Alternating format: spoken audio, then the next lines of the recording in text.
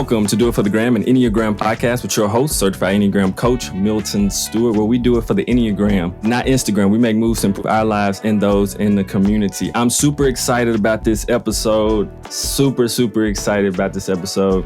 As you know, we've been kind of studying, and we're in a series of systemic racism and how it affects us to literally today.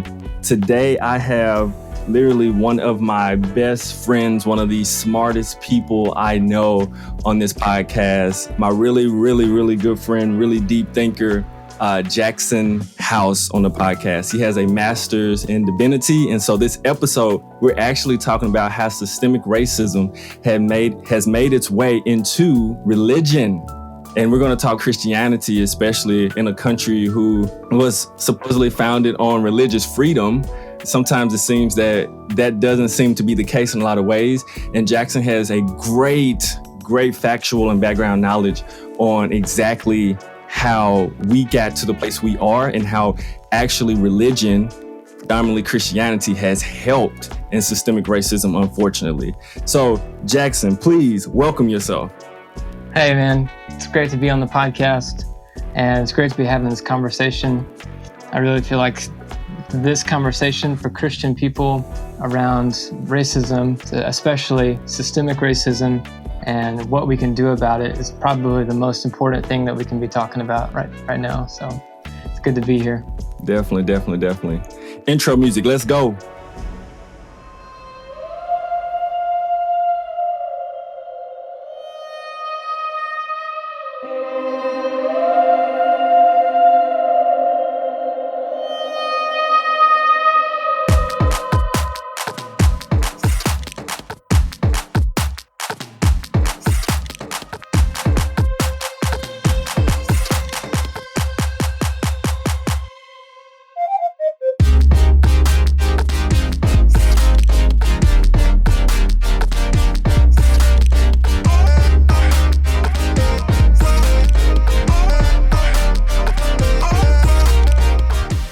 All right, so we're starting back. So Jackson, you're almost like a case study for understanding how this all works. Can you give the audience a little bit of insight into like how you grew up and how you come to the place you are now? Yeah, so I grew up in Arkansas. I grew up in Little Rock, which is most famous probably because of the Little Rock Central crisis in 1957. And my grandfather actually went to Little Rock Central a couple years before that, but he wasn't there at that time. But even before that, my family had been in Arkansas. I had relatives who believed so strongly for the cause of slavery that they fought and died in the Confederate Army to try to defend white supremacy and that particular institution of racism. I went to a private Christian school in Little Rock, which Christian schools in Little Rock were started mostly in the early 70s as a response to integration. And I didn't realize it at the time, of course, but that's when my high school started. And so all the way from slavery to even the high school that I attended, those are all examples of institutional systemic racism that have been part of my family, part of my life, and part of who I am today. So part of who I am today is trying to be open about where I come from so that other people who come from a similar place maybe or come from a different place can also have conversations about uncomfortable topics like their own history of systemic racism. Thank you. And so Jackson has he did a few sessions with a small group of people, and he really talked about how culture, how religion, Christianity has kind of clashed in a way that has not been beneficial for people and Christians and in America. It hasn't been beneficial for anybody. And so some of the things he talked about, and I mentioned this in previous episodes, and this is the guy I got it from, is the difference between subjective and objective racism. Jackson, can you speak on that more and explain it? Yeah. So I think I got the idea of subjective racism from James Baldwin, because he talks about the subjective experience of racism and what that was like for him. And that concept really made sense as a corollary to systemic racism, and that systemic racism is this just objective reality that you can't deny it. You can look at statistics, numbers across a wide variety of disciplines, and you can just see the objective reality of racism in our country today. So, an example of this that I give is like with drug sentencing policies. So, in 1986, the penalty for possessing 5 grams of crack cocaine was worse than the penalty for trafficking 1 pound of powder cocaine. And obviously, crack cocaine was used statistically more by Black people, powder cocaine used more by white people. And the sentencing guidelines reflect a racist disparity. So that's just one example of objective racism. You talked about redlining. There's so many examples of just the objective reality of racism. And I think that may be a better way to help people understand it sometimes, because if you start talking about institutional racism or systemic racism, then people are like, how can an institution be racist, or how can a system be racist? Because people think that racism is just this feeling that you have. But when you start talking about it as an objective, statistical reality, then it's hard to deny. Yeah, and then that's where this series really, part of it definitely originated from. It's like, can I teach people objective truths about how racism has infiltrated through the systems and the bones of like our country? You know, it's anything. It's kind of like even business, any organization. There's a reason why good organizations and great organizations do really well and the people love to be there. It's because there are literally rules, ordinances, culture that's been put in place way before everything else that you see and how people experience it. And so it's the exact same way with our country. Unfortunately, those bones have been built on racism and the structures that we have. So going even closer towards how Christianity in the country of America has become so individualistic in the way that it's like connected to this idea of freedom, but it seems to be only a personal freedom and not for everyone. Can you expand on that? Yeah. So I can speak from the perspective of what white evangelical Christianity is for the most part. It's probably the most influential part of Christianity in popular culture, like political culture, and it really influences a lot of our discourse. So the mainstream view in white evangelical Christianity is that sin is a moral issue, salvation is a personal experience. And so related to both of those things, the purpose of religion in general is to have a personal relationship with Jesus and through Jesus with God. So evangelical Christianity tends to be very individualistic, and for most people, they don't think about that as a negative thing. They think about that in terms of their personal relationship with God. So it's a very positive thing for them.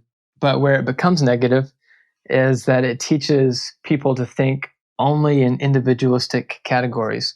So when people are talking about racism, they say things like, it's not a skin problem, it's a sin problem. And what they mean by that is that it's a personal problem, that people hate other people. They ignore any kind of greater reality, just other than just personal feelings of hatred. And that's really, like you've talked about, a really narrow definition of what racism is. So really our particular kind of Christianity forces us into this really narrow definition of what racism actually is. Man, I couldn't agree more. And you know, and it's and some people here probably have even seen on YouTube a person who literally said that black men are the problem with America. And then told me he wasn't racist. And I said, wow, how literally you don't see that it's so much bigger than that, just because you have a few black friends don't mean that you don't have racist tendencies or do things to support white supremacy. It doesn't mean that. People have said that from the beginning, though. Like, even when in the battle for desegregation, there were white Southern ministers who said that segregation wasn't actually racist. After the Civil War, President Andrew Johnson said that the 13th, 14th, and 15th Amendments had the tendency to be racist against white people. So people have been making the argument of reverse racism or non-racism all the way along. And people don't realize when they make those arguments today that those are the arguments people have been making for over 200 years. That's the crazy part about it. It's the same narrative, literally saying the 13th, 14th, and 15th Amendment are like reverse racism in a way. It's the craziest thing, but it's still going on though. Still going on. So can you talk about a little bit about how, I would say a little bit probably before and definitely after slavery, and you can correct my history if I'm wrong, when we had in America, unfortunately, we're still doing it to a certain extent, but where they were using scriptures to enslave people and to try to keep them and make them believe that you're supposed to be a slave. Yeah, well, really early on, like in the 1600s, slave owners tended not to preach Christianity to their slaves because they were afraid if their slaves became Christians, then they would have to set them free. So before there was like this really codified system of slavery in America, the slave owners actually didn't want their slaves to become Christians because, obviously they would have a moral responsibility to them as their Christian brothers and sisters, and they didn't want that. So the slave owners could be Christians and their families could be Christians, but they would just leave the slaves completely out of it. But then there were some missionaries who would go and preach to the slaves anyway. And so the slave owners had this dilemma. And eventually, some of the colonies, and I think by this point, also the states, I can't remember which state it was, but it actually passed a law that said that it was okay for slaves to become Christians and it wouldn't affect their status as property of their owners. So a southern state actually passed that law that made it okay and it wouldn't affect the slaves' freedom if they became a Christian. So pretty much after that law was when Christianity started being used by slave owners as a tool for oppression. All the verses about servants, obey your masters in the New Testament, Philemon, all that stuff started to be used by slave owners to institutionalize Christianity as the system of preserving the power structure. But I think it's really telling that before that, they were afraid to baptize their slaves because they knew that there was this inherent freedom in Christianity.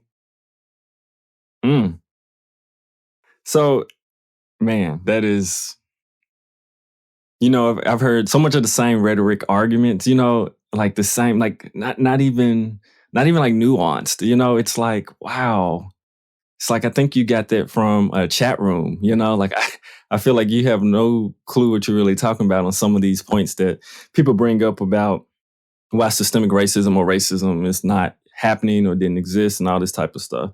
So you read a book that you were mentioning earlier before we started that kind of maps out how this has actually happened, how Christianity, unfortunately, brought in a lot of white supremacy and impacts like today, how religion and all of our big systems work actually. Like, can you give more insight into that? Yeah, the book is called The Color of Compromise. From the title, his argument basically is that things didn't have to turn out the way they did. So at every step along the way, compromises were made, and Christianity itself was compromised by racist people who used it as a tool for oppression, and even just as a system. Christianity was compromised in service of white supremacy and power. So he talks about different. It's a really good historical overview of just the relationship between Christianity and race in America. But all along, like, there were different groups of Christians, like the Southern Baptist Convention is one group that separated from its previous body just over the issue of slavery. So Christians would actually prefer to maintain the institution of slavery and white supremacy rather than to maintain Christian unity with their brothers and sisters. So basically, all along, Christians have chosen to compromise their faith rather than to take the risk of pursuing justice. And he also touches on the problem that Dr. King touches on in the letter from Birmingham jail with moderate Christians. And he says that even Christians who weren't members of the KKK or who weren't actively involved in defending slavery, even Christians who didn't do that were still complicit in the system as long as they remained silent. So he says that the only wrong action is inaction for Christians. So the worst thing that we can do is obviously to fight against justice. But the second worst thing we can do is be complicit in a system of injustice. And I think that's where probably 80% of people are today.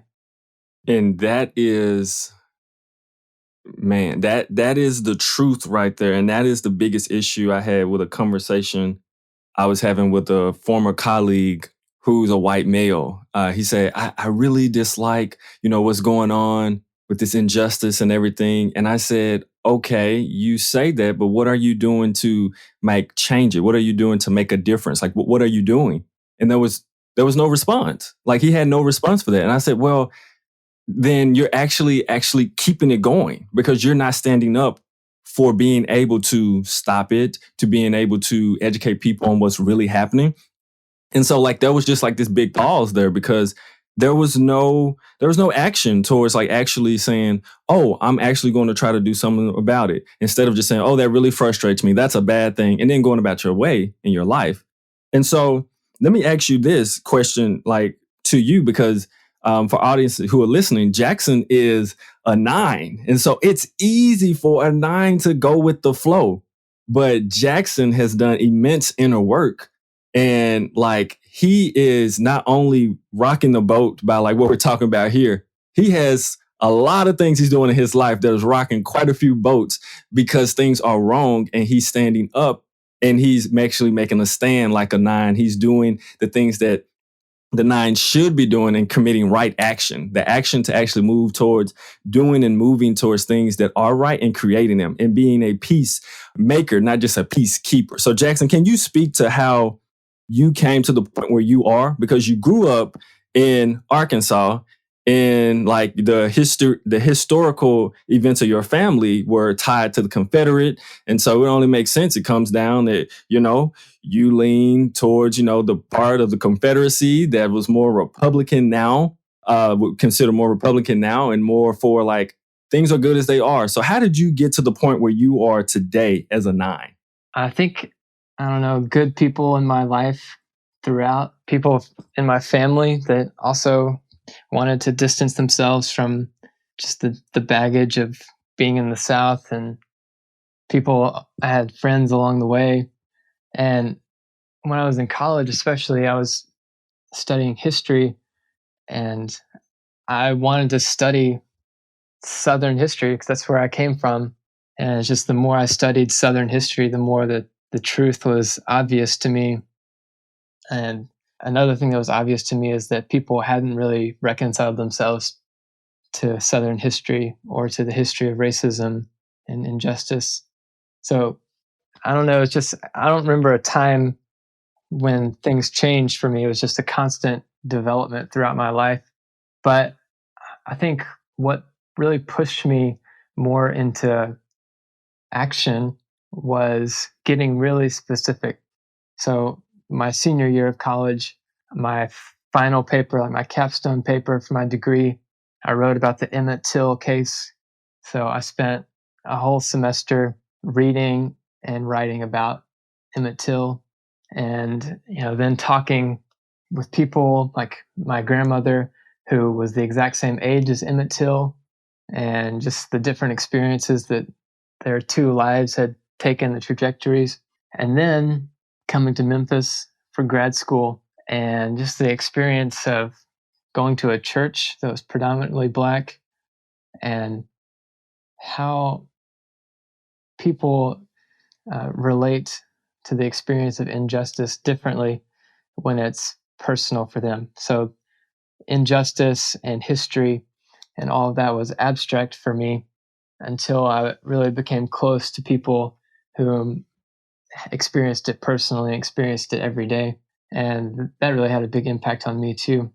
Um, I don't know if you remember when we were out to eat in Mississippi one time, and Yep, I was just thinking the that. table of people that were really giving us dirty looks because we were a group of mixed Black and white people, you know, out there on a Sunday afternoon having our lunch, having a great time.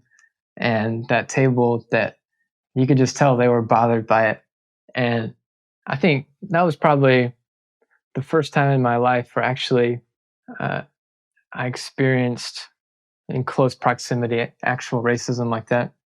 Well, in high school, because I supported Barack Obama in 2008, I received some harsh words from people for that. But uh, other than that, yeah, so that experience. And then my response to that, I'm sure you remember, was basically like almost like irrational anger. Like just That nine rage is real. Oh my goodness.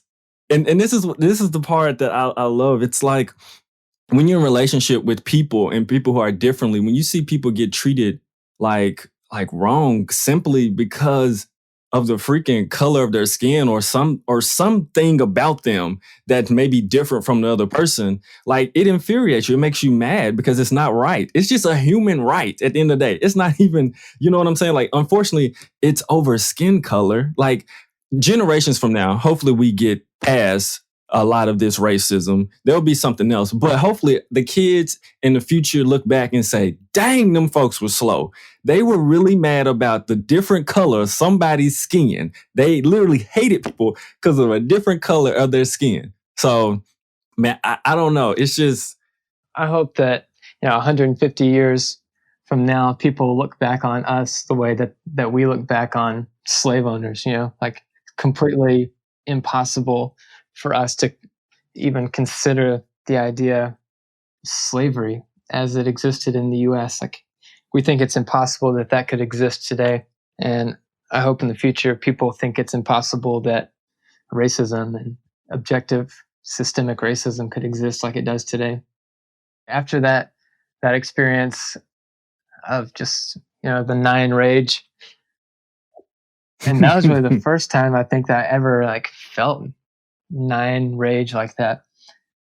And since then it's been kind of a journey of learning how to channel that into something productive.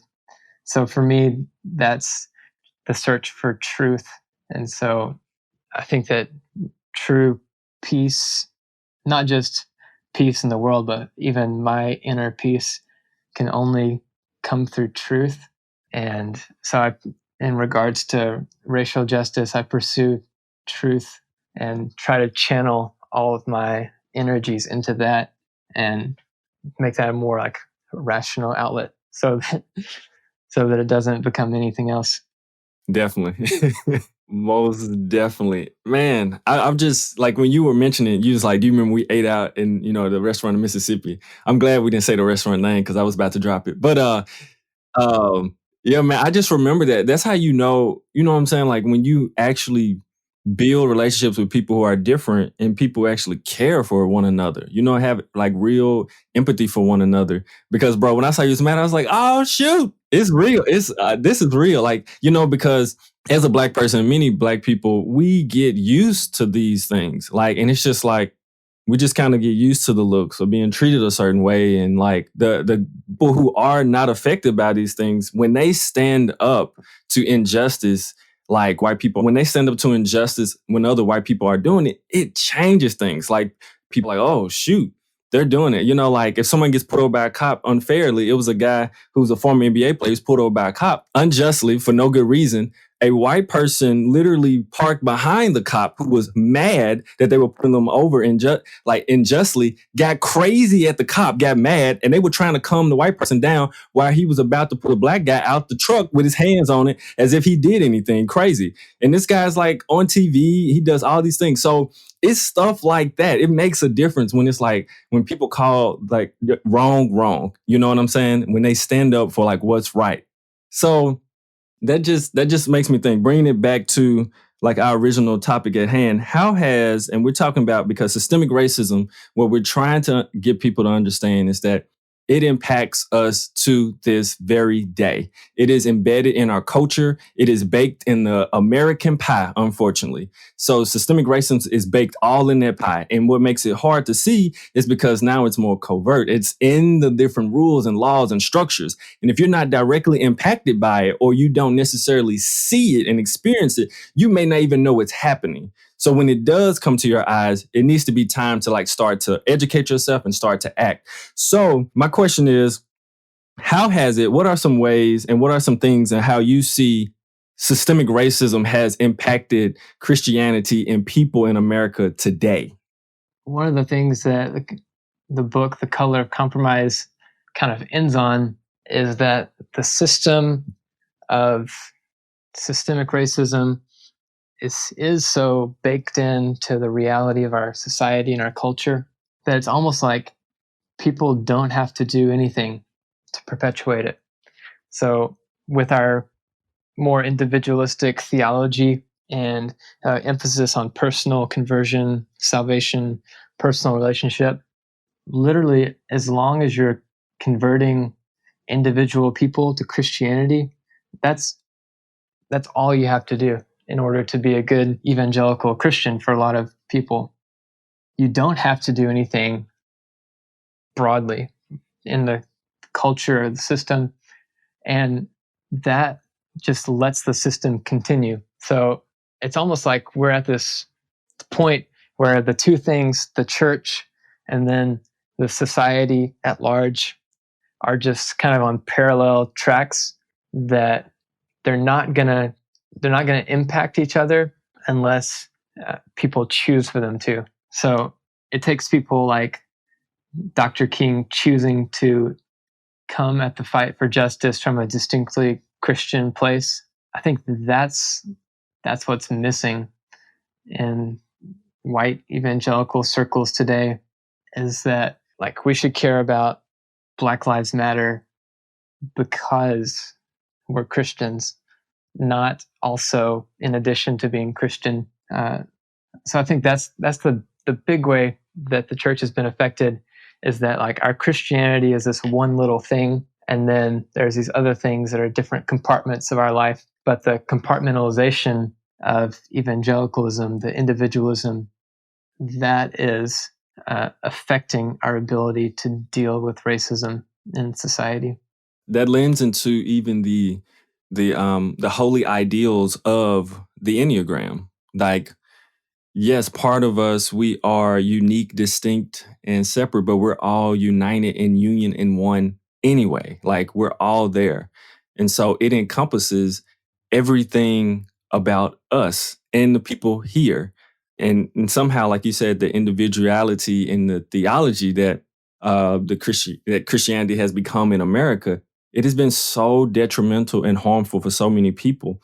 And I think this is And I also want to mention like intersectionality in here because you, Jackson, being a nine, and a person who's done a lot of inner work, I remember very, very distinctly. It was a day we were riding in your car. I don't know where we were going. And we were talking about some issue, some deep issue. And I mentioned how it affects Black people, and then you said something to the effect of, how do you think, it related somehow. You said, how do you think like women in the church feel in different positions and stuff? And that made me halt and say, wait, ooh, because you had connected how a lot of times there are a lot of different issues going on, a lot of different systemic issues going on. And sometimes we don't recognize just how they intersect and how they weave in and out of each other and affect each other. And what really helped me to do is to take a step back and look at, okay, what ways can I fight for justice in all different arenas because I am a Christian, right? Not just because this is my separate box. These are the only things I care about. No, because I'm a Christian, guess what? Women's rights matter too. And all these other rights, they matter too. People matter and they care about them. So it makes me step forward and look at that too. And then mentioning Martin Luther King, like literally, people don't understand. He didn't just fight for Black people to have equality, even equity. You know what I'm saying? I'm trying to get equity out here before we can even get equality. Let's get at least that first, right? Uh, but he fought for way more things than just that. And people don't know that because people, haven't necessarily done the research maybe, but like, man, he stood up for all kinds of like injustice. He stood against many things. He marched many times that weren't just for Black people. So that's the thing, especially being a Christian. It is not the compartmentalized version of this is what I do because this is my Christian box, and outside of it, I do whatever I want. I treat people like I want, all this type of stuff. No, it's supposed to permeate through your whole life. And that's a huge issue that, like I see, unfortunately. Yeah. Yeah. Like Dr. King, it was really, I don't know, it's like towards the end of his life before he got murdered when he started speaking more about the war in Vietnam and about capitalism and all these things. It's like people saw the power of putting it all together like that. Like Muhammad Ali also, his objection to going to fight in Vietnam was because of how Black people were treated in America. So it's like once you put it all together like that, you see that justice touches every aspect of our society. I don't know, it gets dangerous for society and dangerous for the people in power because their power can slip away. And I think that's one of the reasons that Dr. King got killed is because he started really hitting at the core of the issue, the things that are affecting Black people: poverty, violence, militarism, the same militarism that the Alabama State Police used to beat people in Selma is the same militarism that they were using in Vietnam, and it's all connected. So once Dr. King started talking about that, then people realized that he was really hitting at the core of the injustice that permeates our society. Yeah, which literally led to the FBI taping him and trying to consider him a terrorist. Yeah. Isn't that something? Yeah, he was considered, the FBI said that he was one of the most dangerous people in America. Man, for trying to be about the truth, you become very dangerous. Interesting. Yeah, and you become dangerous to yourself too because it challenges all the illusions that you have of yourself. What you think of as your privilege or your power or your status or anything like that. When you really start pursuing justice, some of those things have to be called into question or risked or even given up for the sake of justice. So I think people really don't want to do that until maybe we realize that, like you were saying with intersectionality, and like Dr. King said, injustice anywhere is a threat to justice everywhere. So systemic racism in this society actually negatively affects me, even though I'm a white man. Uh, it doesn't affect me as directly or as harshly as it affects maybe Black women, but society is still worse because of systemic racism. It's worse for everyone. That's what Toni Morrison said, is that white people don't realize that racism is hurting them just as bad, if not worse, she said, than it's hurting Black people. So, how many of the problems that we have in our society today is because racism has so badly corrupted and hurt white people and created more problems? Mhm. Man, I have been thinking that for like quite a while, and especially when you talk about epigenetics. I think I said that right. When you think about it and how trauma is passed down, and a lot of times we think of it from the lens of how Black people have had, basically passed down PTSD just about. And so at the same time, though, white people, it passed down some things too. Trauma was passed down too from a lot of. So it just made me think of that and kind of ponder on that, like what was passed down as well through epigenetics to white people as well, who, grew up in families that are just racist. I'm gonna be plain blunt honest, whether they are conscious of it or not, they're racist. So I don't know. In our society today, also racism is such a controversial word. Even it's like most Oof. people don't think it's possible that they could be racist, but do they feel Oh differently my goodness. if they're Yeah. walking at night and they see a Black man versus seeing a white man? The systemic bias, the implicit bias that exists. And guess what? Even people like me who really try to do meaningful things to affect change, implicit bias affects me too. It affects everyone. I remember when I took a test online, an implicit bias test, and I was like, oh, there's no way that, I've got this implicit bias. And then I took the test and it just like destroyed me. And then I started looking into it, and it's ubiquitous to the point that even Black people have a high degree of implicit bias towards other Black people.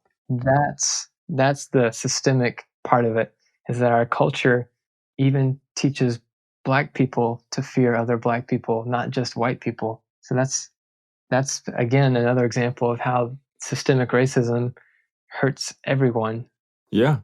I literally took those tests like 2 weeks ago. I have to do it for a class. And like I promise if I would have took it maybe earlier in life, the results may be slightly different. But I do have my own implicit biases. And I saw it. Luckily, I'm I've been doing the work, so I'm kind of aware, for the most part, on the ones I've taken so far. But literally like the results say, a lot of times people go in it thinking they don't have any implicit bias and find out that, wow, they really do have an implicit bias. And especially when it comes to Black people and what they think of them. Like, because it's like you said, you don't literally have to do anything and it still perpetuates systemic racism. Like, if you don't do anything, it is still just going to keep going and keep actually growing, probably, to be honest. So, like, it is deep unconscious, which is crazy. And I'm gonna make sure I'm gonna try to remember to add that test to the show notes so people can go and take the test themselves and see, because like it's an eye opener. Like you said, it's Yeah, like, oh shoot, I do prefer these people to these people. most of Dang. us think that Okay. we're a lot better than we actually are. Like most people think, True. like if they were the dictator, then they would be the benevolent dictator and they would be the one that would solve all the problems. Or like, if they were a citizen in Nazi Germany, they would have been the one hiding Jews, or all these things. Like everyone thinks of themselves in these really morally superior terms, and I think that actually hinders our ability to have conversations about race. Like when we can't admit that we have implicit bias, or we can't admit our own history or our own sins, then you really can't talk about it if you're presenting a false picture of yourself or a false picture of your society or your culture. So I think we should start every conversation about race in that way of like we don't have the moral high ground, that we have to come at this seeking redemption just as much as anyone else. Yeah, I agree, man. It's I really think of it. I love the Enneagram going within. and understanding truly who I am underneath this personality. We're not the number that we do have. Like, we're not that number. We wear that mask for a lot of different reasons, which I'm not going to this episode, but like, there's some authentic person way beneath that.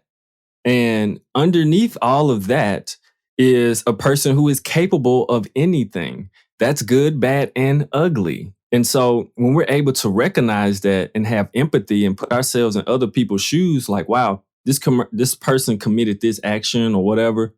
If I had the same upbringing, the same people around me, 9 times out of 10, the same mind they have, I would have made the same action.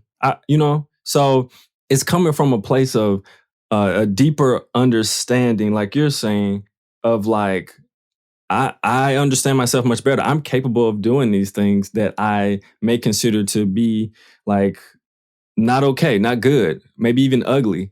And it's understanding that, like, how people have the spiritual bypass, but also the good person bypass. It's kind of like, I'm a good person. No, you're a person. And we can do good, bad, ugly, and all kinds of different types of things in life. And so I don't know, I don't know I don't know how we got to the point where, I don't know if this is just an American thing or a person thing around the world, but like where we have this idea that we are, quote unquote, a good person.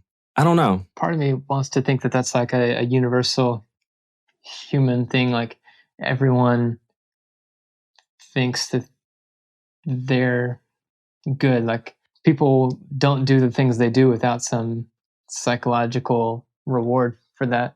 So it's like, people have reasons for doing what they do, and most people do it because they think it's the right thing to do.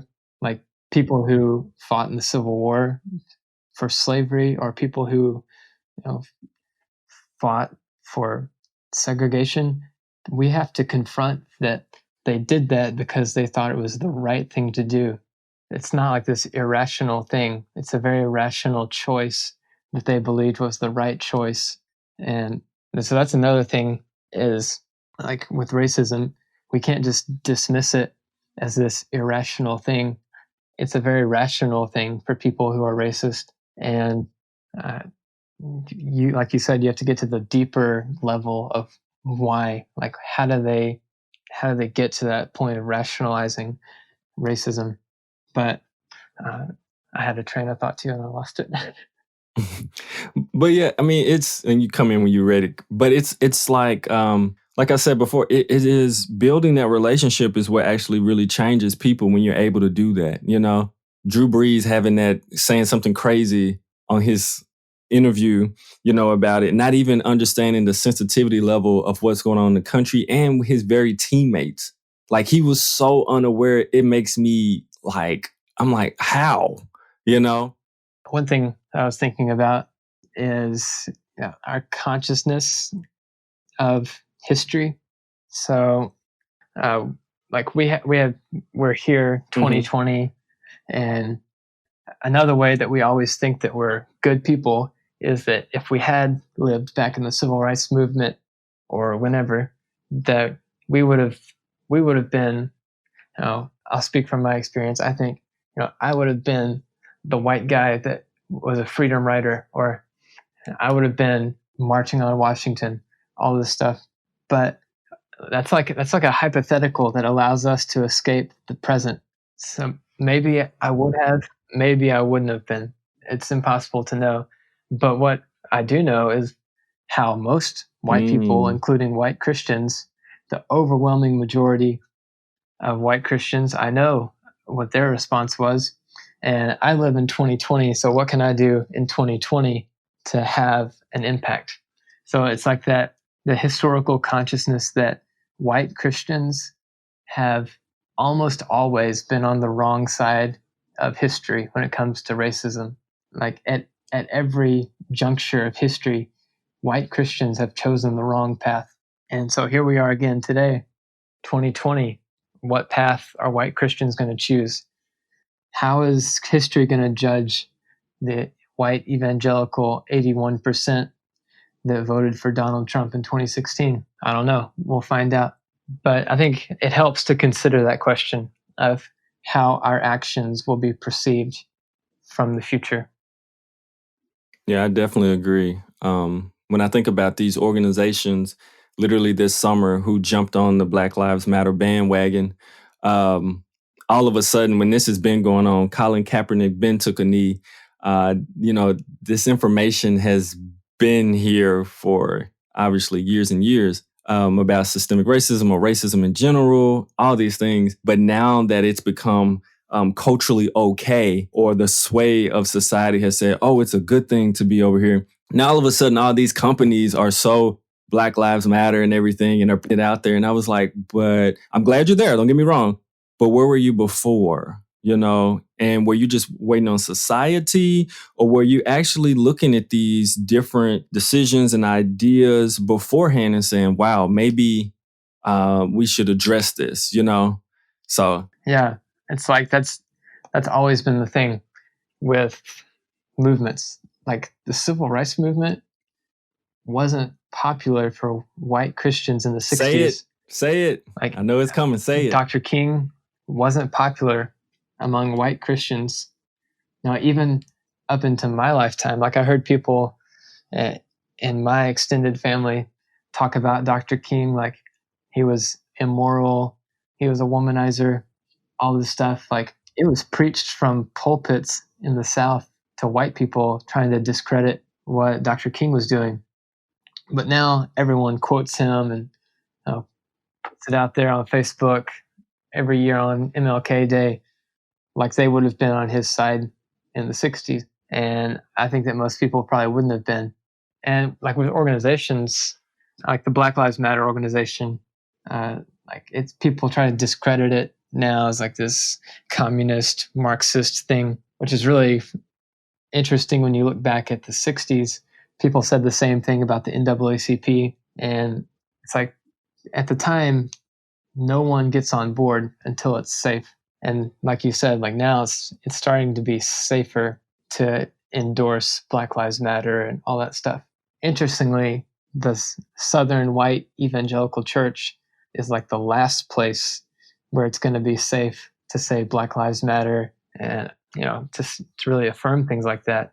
So even though like culture broadly is starting to embrace it because it's beneficial to them, the Christian church is still really struggling to embrace it. So this question is I'm thinking about the person who's listening to this, and they are a little bit angsty feeling about all of this. They know there is a problem. They don't know what they want to do or if they want to do anything about it. But they feel angsty about doing something. What would be your advice to a person who is listening to this episode and they're in between? And most likely they're going to be a white person who is generally tried to do good things in life, tried to be a good person, and sees the issues going on, but have yet to really make the move to stand up to injustice just in their lives that they notice, period. What would be your advice for them? I think keep learning.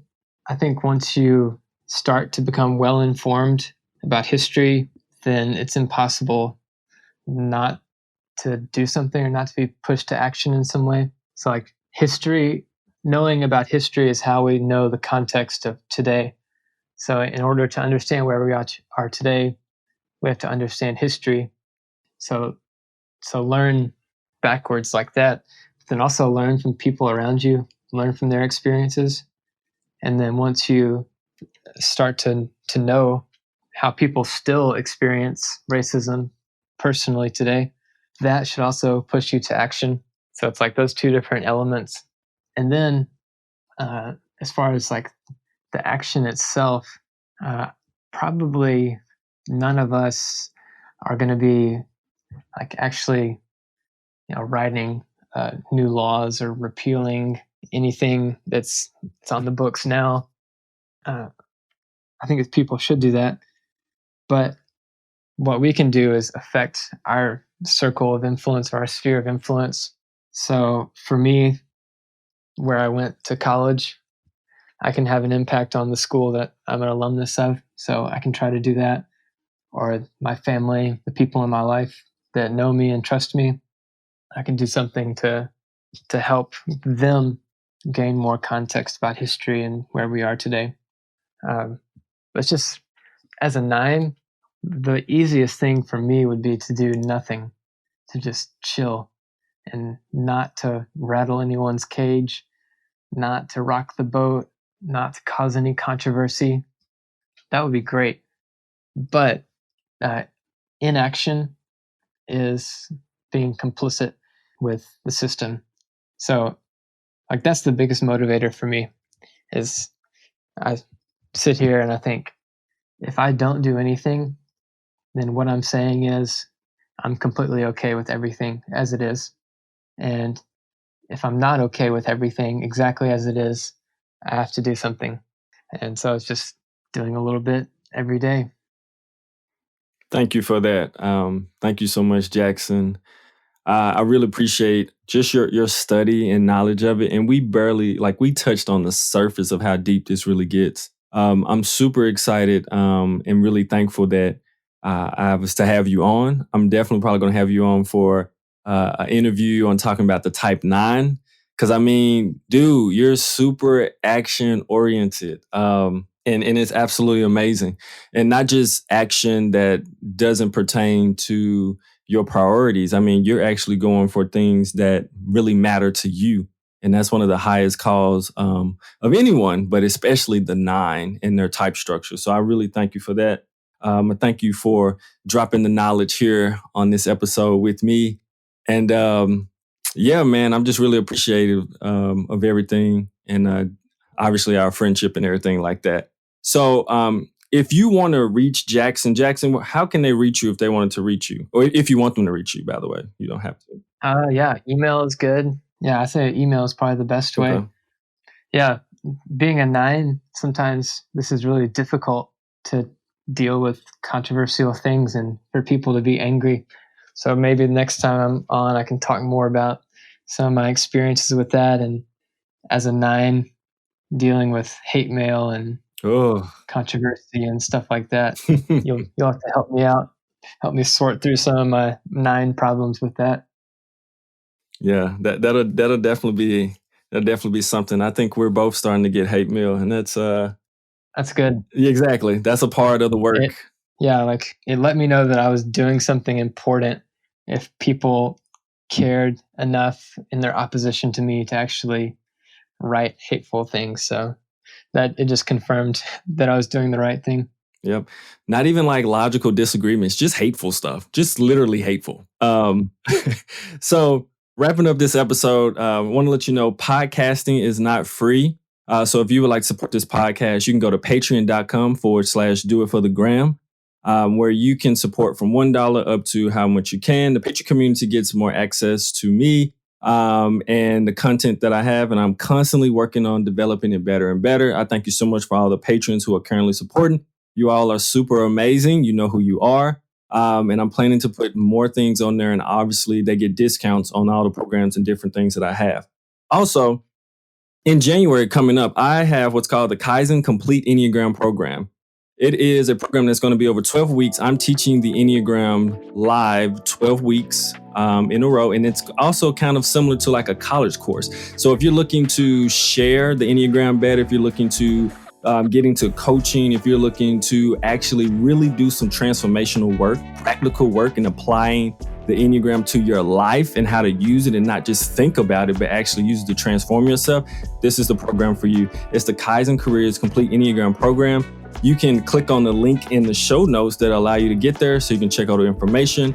And besides that, I'd love to see you in January. So, and besides this, if you are feeling some kind of way and somehow you have gotten triggered because something in your religion, your Christianity somehow has made you become very reactive, then you need to take a deep breath. You need to think about it, and you need to make the next move and do it for the gram. Make the best beneficial move for you and your community and the community beyond yours, so that we can actually make this place a better place for everyone involved. And so thank you so much for listening. I will see you on the next episode. Have a wonderful day. Bye.